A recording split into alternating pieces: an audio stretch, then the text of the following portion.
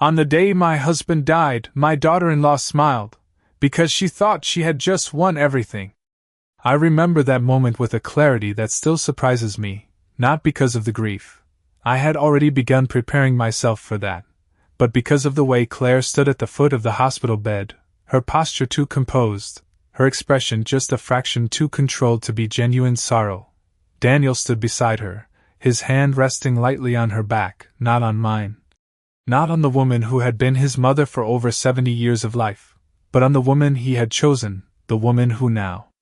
quietly surveyed the room as if it were already hers. The machines had been turned off minutes earlier, and the silence that followed was supposed to be sacred, heavy with loss, but instead it felt calculated, as though something invisible had shifted the moment my husband took his last breath. I didn't cry then, not because I didn't feel the loss, but because I felt something else creeping in alongside it, something colder, sharper.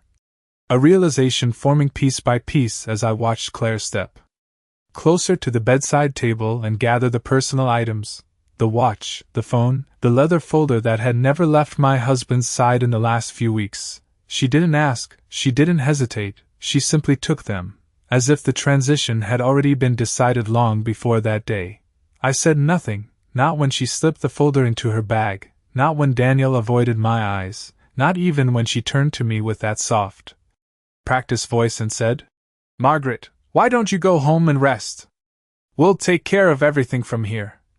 As if I were a guest in my own life. I nodded, because that was what they expected, the grieving widow too fragile to handle logistics, too overwhelmed to notice details, too broken to question anything, and for a moment, I allowed them to believe it. What they didn't know, what Claire couldn't possibly have known as she walked out of that hospital room with quiet confidence, was that I had already seen the documents weeks earlier. That I had already sat across from Harrison Cole in his office, listening as he carefully explained the structure of the estate, the trust, the clauses that my husband had insisted on including, his voice steady but his eyes searching mine for understanding. What they didn't know was that the $28 million Claire believed she had secured wasn't simply waiting to be claimed, not in the way she imagined, not in the neat, effortless transfer she had likely already begun planning in her head. I remember standing by the window after they left the room, looking out over the parking lot, the late afternoon sun casting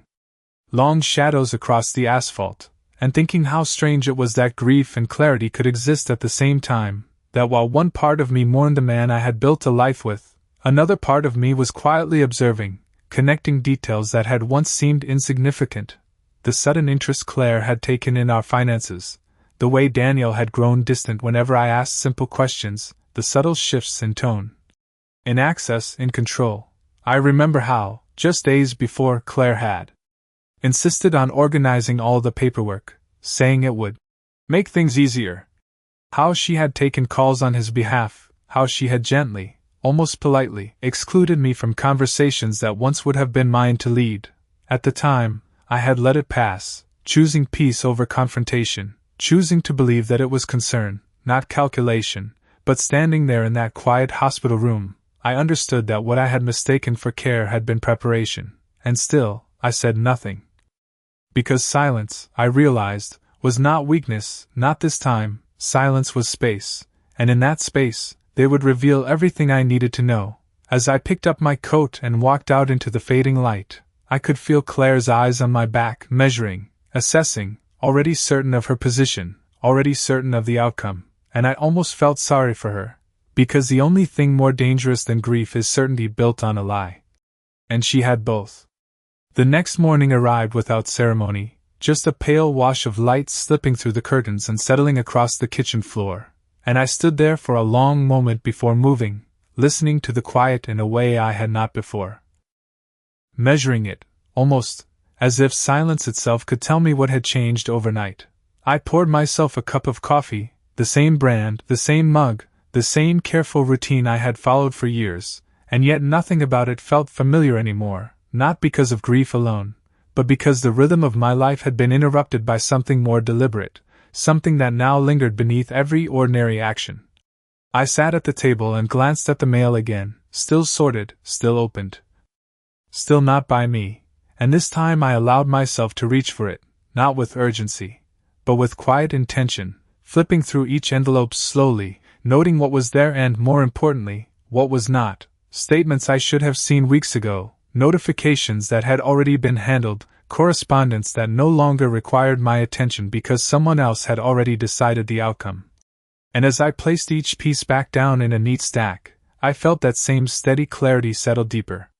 within me, confirming what I had begun to understand the night before. They were not just preparing, they were acting, moving pieces into place while assuming I would not notice until it was too late. The sound of a car pulling into the driveway broke the stillness, and I did not need to look out the window to know who it was, the timing too precise, the intention too obvious, and when the front door opened without a knock, I remained seated, my hands folded loosely around the warm ceramic of my cup, waiting. Claire entered first, her heels soft against the hardwood, her expression composed but alert, followed by Daniel, who hesitated just a fraction behind her before stepping fully inside, his eyes scanning the room briefly before settling somewhere just past me, as if meeting my gaze required more effort than he was willing to give. "We thought we would come by early," Claire said, her tone gentle, measured, the kind of voice one uses when managing a situation rather than participating in it. "There are a few things we need to go over, just to make sure everything is handled properly." And I nodded once, not in agreement, but in acknowledgement, because I already knew this was not a conversation, it was a presentation. She set her bag down on the counter and began removing papers, placing them carefully in front of me, each page aligned, each detail organized in a way that suggested preparation rather than spontaneity. And as she spoke, explaining timelines, responsibilities, next steps, I listened without interruption, not because I accepted her authority, but because I wanted to hear exactly how far she was willing to go. Daniel shifted beside her, adding occasional comments, none of them directed at me, all of them reinforcing her narrative, and I watched him closely, noticing the way he deferred, the way he allowed her to lead, the way he avoided any direct statement that might require ownership. "There are also some documents that need your signature," Claire continued, sliding a folder toward me, her fingers resting lightly on the edge as if anchoring it in place. "Nothing complicated, just standard procedures to help us manage everything more efficiently during this transition." And for a moment, I looked at the folder without touching it, aware of the weight it carried, not in paper, but in intention. I could feel her watching me, waiting for hesitation, for confusion, for the kind of response that would confirm her assumptions, and instead, I reached forward calmly, opening the folder just enough to glance at the first page, not reading every word, not reacting. Simply acknowledging its presence before closing it again. "Of course," I said quietly, my voice steady, giving her exactly what she expected and nothing more, and I saw it then, the brief flicker of satisfaction in her eyes, the subtle shift in her posture as certainty settled more firmly around her. They believed the process had begun, that control had already been transferred, that I was following the path they had outlined, and I allowed that belief to remain, because in that moment, their confidence was more valuable to me than any immediate resistance could have been. I placed the folder back on the table and took another sip of my coffee, letting the silence stretch just long enough to make them comfortable again, and as Claire resumed speaking, outlining plans that assumed my absence rather than my presence, I realized something with absolute clarity. They were not hiding anymore, they were revealing, step by step, detail by detail, everything I needed to see, and all I had to do was continue exactly as I was, quiet, attentive, and just one step ahead of where they thought I stood. After they left that morning, the house returned to its quiet state,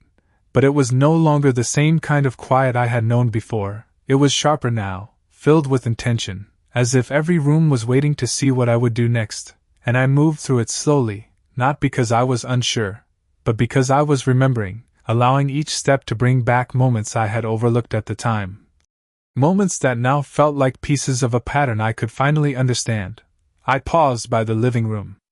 window, looking out at the same street I had watched for years, and I thought about the first time Claire had walked into this house, her smile warm, her voice polite, her presence carefully measured, and how I had welcomed her without hesitation, trusting that love, once extended, would be returned in kind. For a long time, I believed that was enough, that kindness built a foundation strong enough to hold a family together. But standing there now, I realized that what I had mistaken for harmony had been something else entirely, something quieter, something that moved beneath the surface where it was harder to see. I remembered the dinners where she would gently redirect conversations, the way she would answer questions that were not hers to answer, the subtle shifts that had seemed insignificant at the time but now felt deliberate, each one a small adjustment in control, each one a step towards something larger. Daniel had changed too, though I had been slower to admit it. The way he began to consult her before responding to me, the way his tone shifted from familiar to formal when finances were mentioned, the way he gradually removed me from decisions that once would have included me without question. I had told myself it was natural, that families evolve, that roles change, but now I could see that evolution had been guided, shaped by someone who understood exactly how to move without being noticed. I walked back into the study and stood beside the desk again, my fingers brushing lightly against its surface, and I thought about the night my husband had sat here, his expression thoughtful, his voice quieter than usual as he spoke about things we had not needed to discuss in years, about trust, about responsibility, about what happens when the people closest to you begin to see opportunity where there should only be care. At the time, I had listened, nodding, reassuring him that everything would be fine, that our family was not like that Daniel would never allow something like that to happen, and he had smiled, not disagreeing, but not entirely convinced either, as if he had already seen something I had chosen not to. I sat down in his chair again, letting that memory settle around me, and for the first time, I allowed myself to fully acknowledge what he had been trying to prepare me for, not with fear, but with clarity, with the understanding that protection does not always look like confrontation. Sometimes it looks like patience, like waiting for the right moment to reveal what has been hidden. I opened the drawer once more, not expecting anything to have changed, but needing to feel the absence again, to confirm that what was missing was not an oversight but a decision, and as I closed it gently, I felt a quiet resolve take shape, steady and unshaken. Not driven by anger, but by certainty. Claire believed she was organizing, managing, stepping into a role she had earned. Daniel believed he was supporting his wife, maintaining balance, doing what was necessary, and both of them believed that I was exactly where they needed me to be, grieving, compliant, unaware. But the truth was far simpler than that. I was remembering, I was observing, and most importantly, I was waiting, because the more they acted, the more they revealed.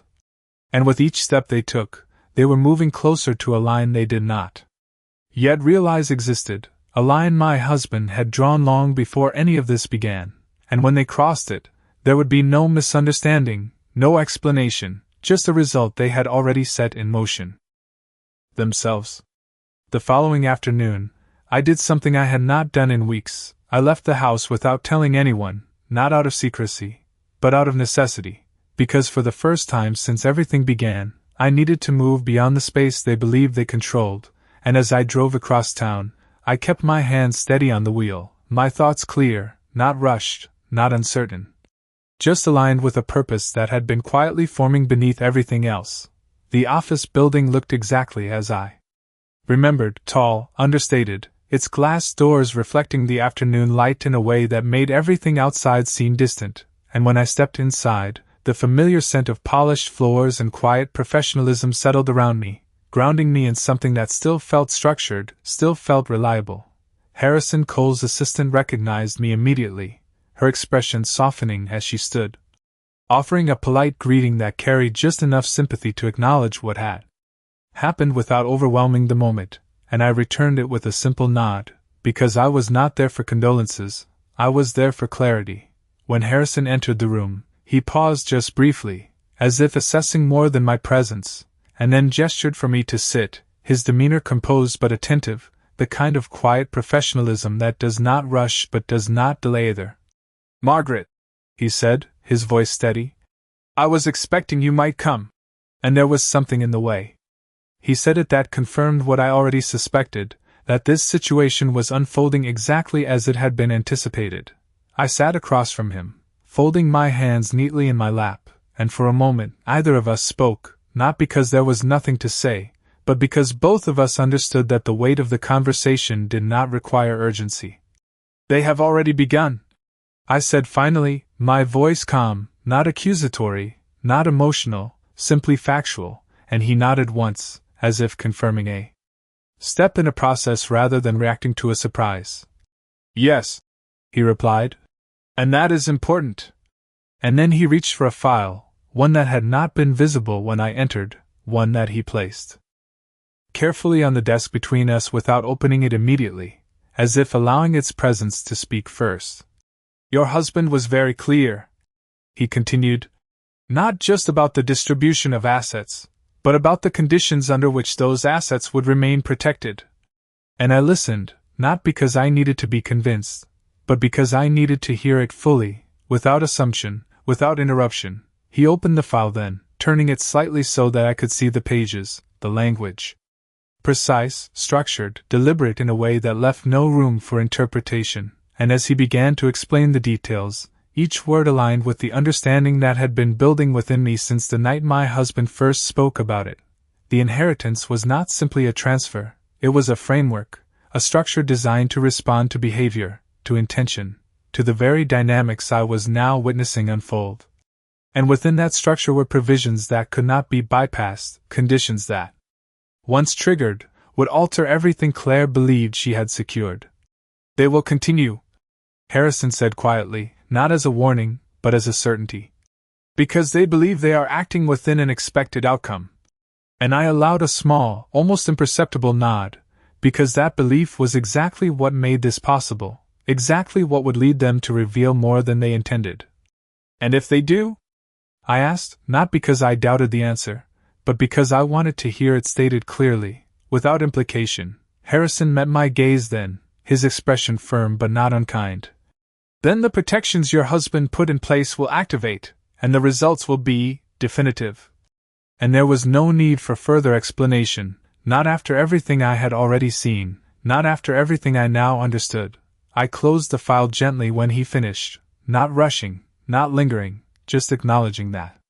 what I needed was already there, fully formed, waiting not for action, but for timing. As I stood to leave, Harrison did not offer reassurances, he did not suggest immediate steps, he simply inclined his head slightly, as if recognizing that the next part of this would not be handled in an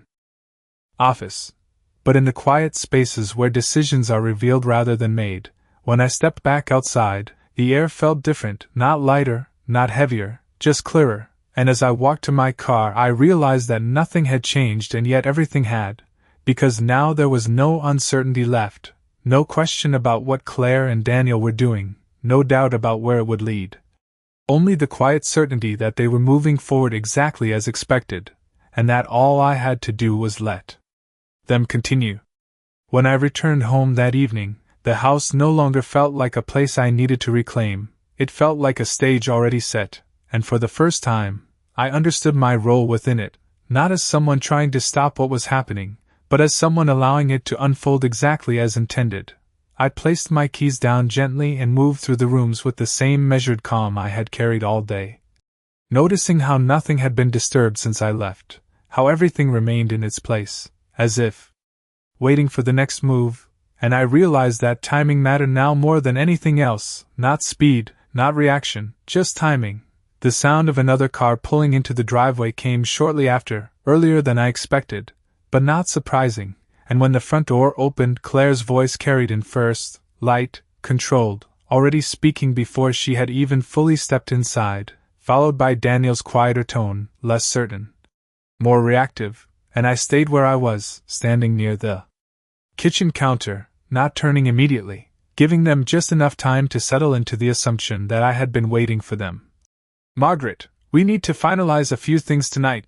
Claire said, her voice polite but edged with a firmness that had grown more visible with each interaction, and when I turned to face them, I offered a small nod, nothing more, no resistance, no hesitation, just acknowledgement. She placed another set of documents on the counter, this time without the careful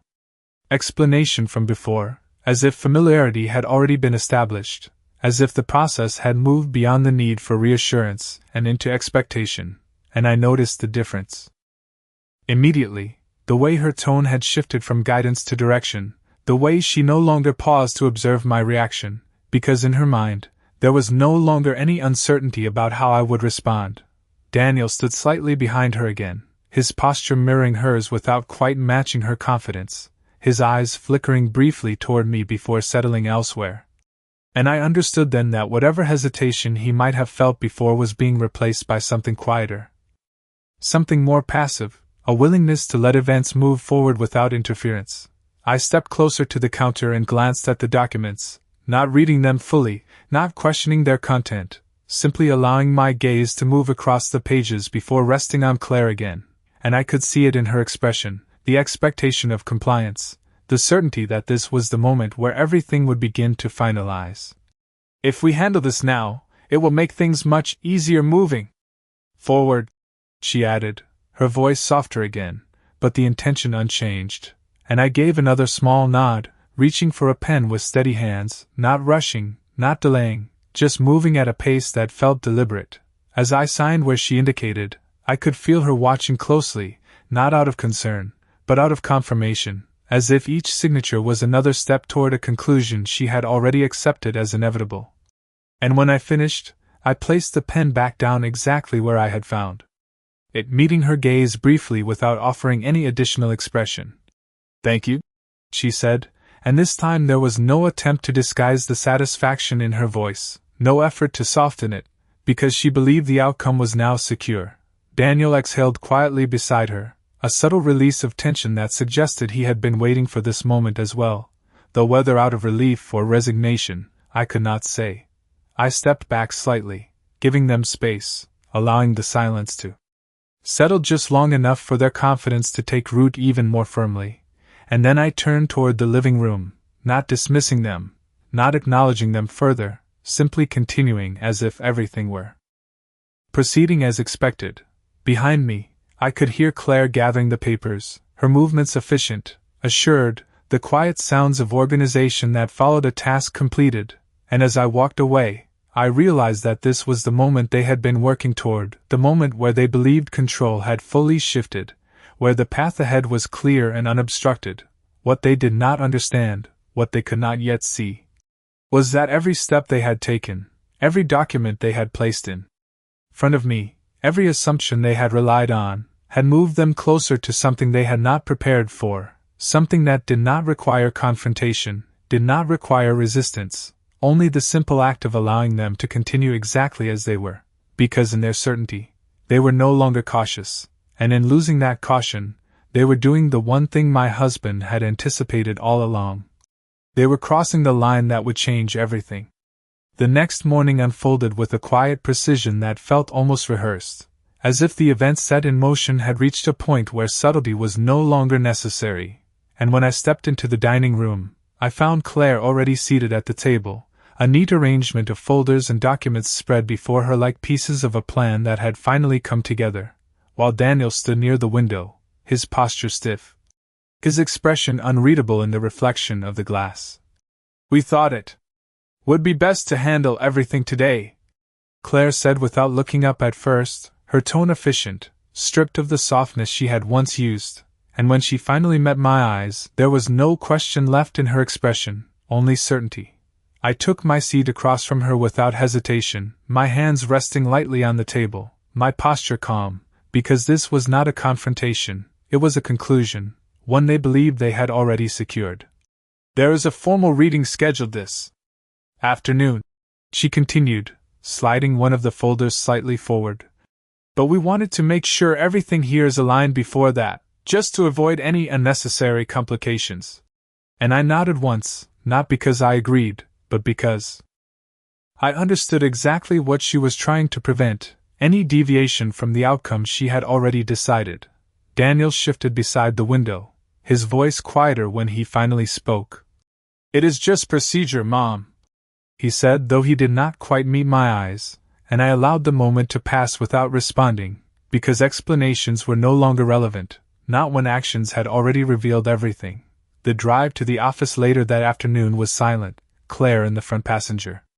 seat giving directions that I did not need, Daniel in the back, his presence distant even within the confined space of the car, and I focused on the road ahead, steady, unhurried, aware that this was the final step they believed would confirm everything. The building rose into view exactly as it had the day before, unchanged, neutral, a place where outcomes were recorded rather than decided, and as we entered, Claire's confidence seemed to settle more firmly around her, her movements assured,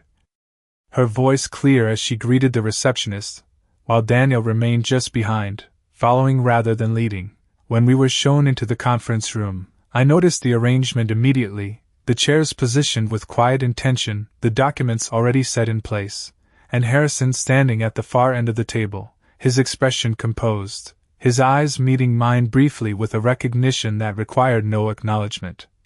Claire took her seat without hesitation, Daniel following her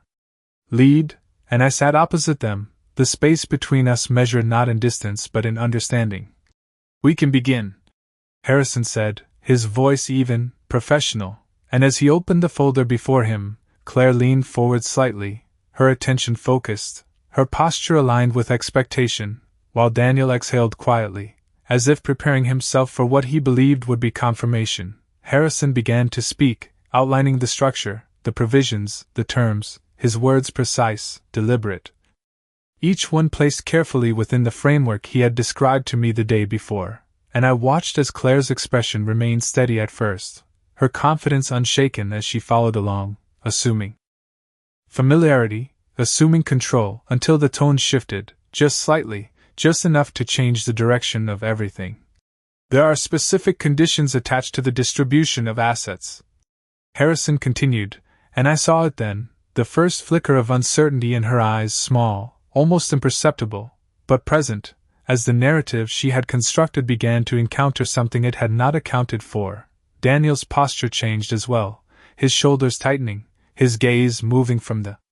documents to Harrison, as if searching for clarification before it had even been fully given. I remained still, my hands folded neatly in front of me, my attention focused not on the words themselves, but on the way they landed, on the way certainty began to shift into hesitation, and hesitation into something quieter, something closer to realization. Claire leaned back slightly, her fingers tightening around the edge of the table, her voice controlled when she spoke. "What conditions?" she asked, and Harrison did not rush his answer, did not soften it, he simply turned the page and continued, his tone unchanged, his delivery steady, because this was not new information, it was simply information they had chosen not to anticipate, and as the room settled into that moment, that quiet space between expectation and understanding, I realized that this was where everything changed. Not with raised voices or sudden reactions, but with the simple introduction of truth, placed carefully, deliberately, exactly where it had always been waiting.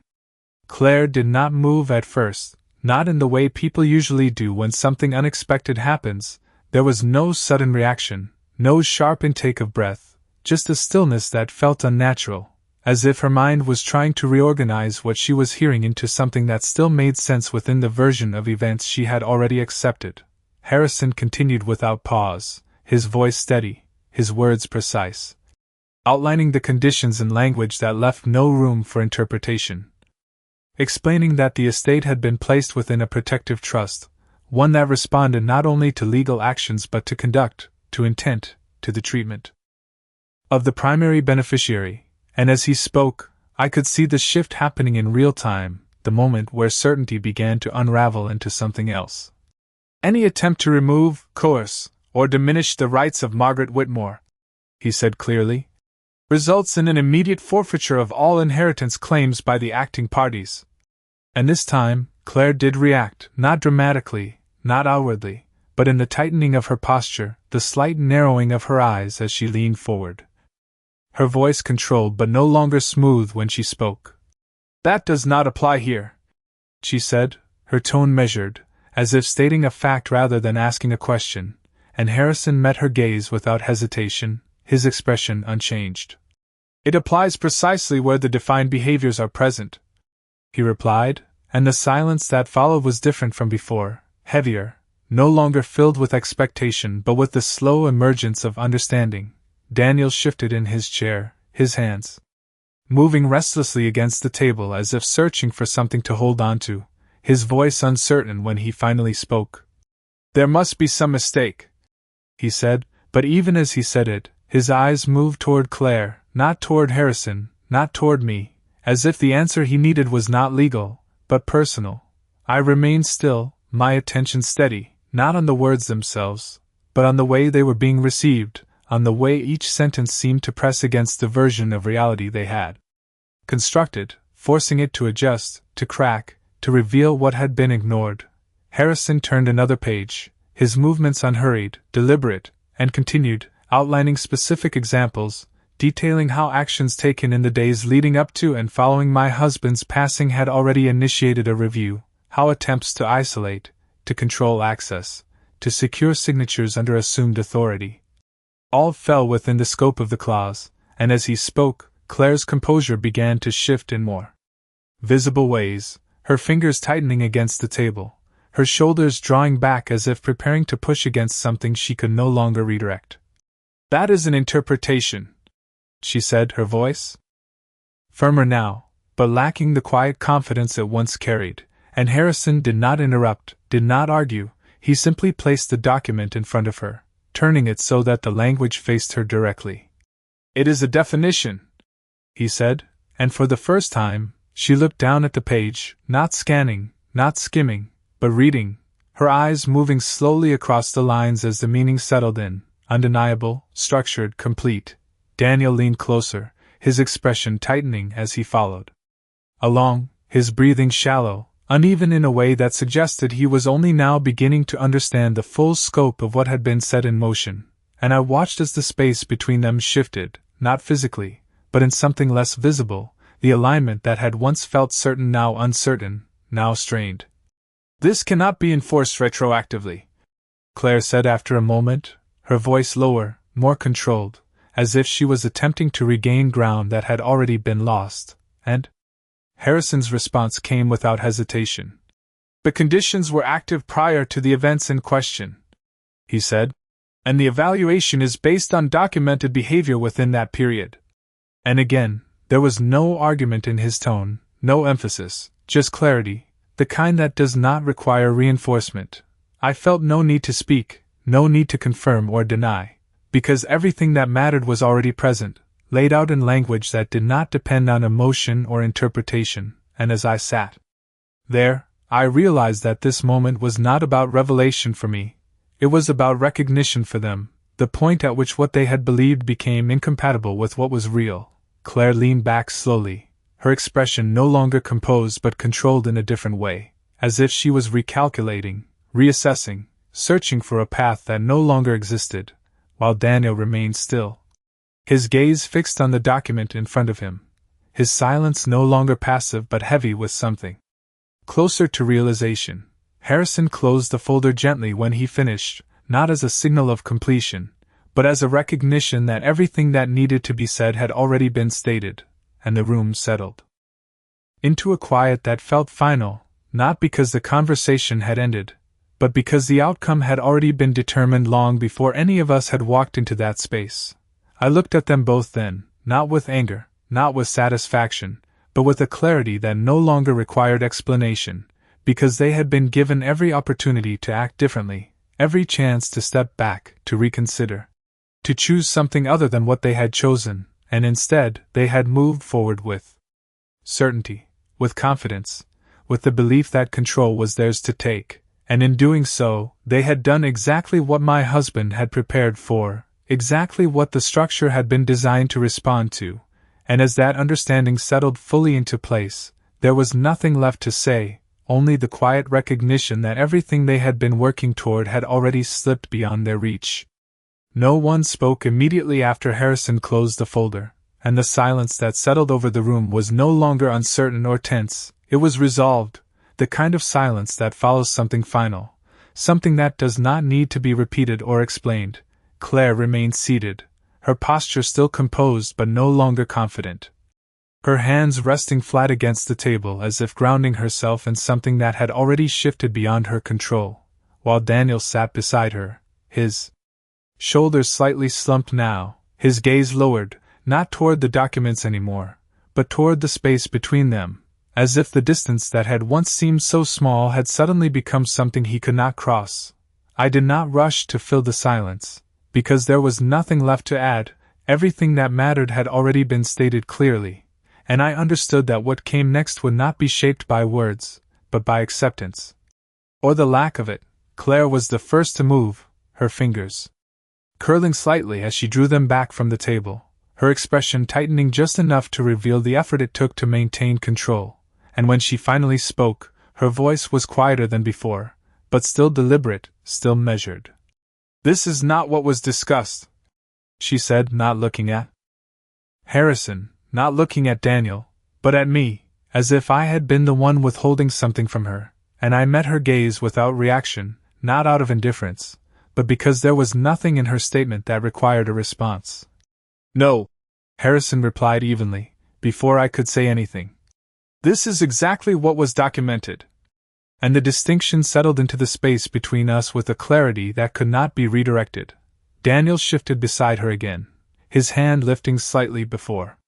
falling back against the table, an unfinished gesture that seemed to reflect the uncertainty he could no longer ignore. And when he finally looked at me, truly looked at me for the first time since all of this began, there was something in his expression that had not been there before, something quieter, something closer to recognition than resistance.